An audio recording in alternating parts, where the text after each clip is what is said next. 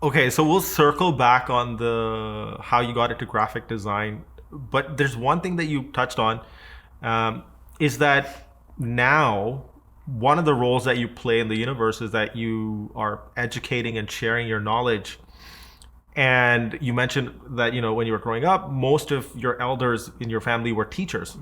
So what is it about them that kind of rubbed off on you, or what was it about teaching that sort of? Yeah, I mean, I everything I knows from my parents. Really, they taught me everything. They helped my. I had some good teachers in school, but it was really my mom that was teaching me everything.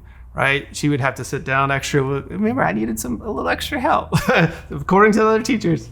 So she would help me a lot. My dad taught me a lot of like real life stuff, business stuff, and seeing how he handles all this. He was always an entrepreneur, and yeah, they just kind of taught me everything I know really, and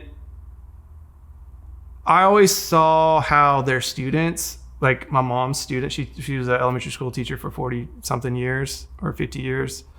I saw how our students, when they would see her out in town, would react.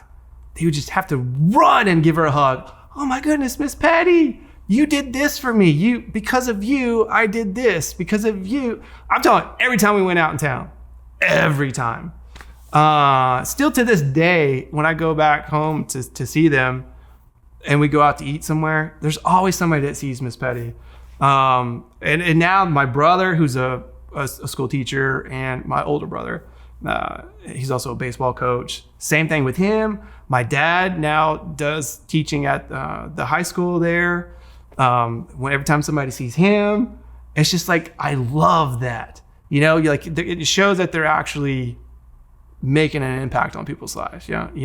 Like, I'm not saying to get that attention from people, but to make someone react because you helped them, it's just, what else could you ask for?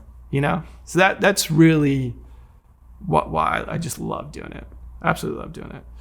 I mean, it's fun too, and it keeps you on your toes. It helps you keep learning about the craft that you're doing as well. Staying on top of everything, but just giving back. There was no one else. Because again, design was so new when I got started, no one could really help you.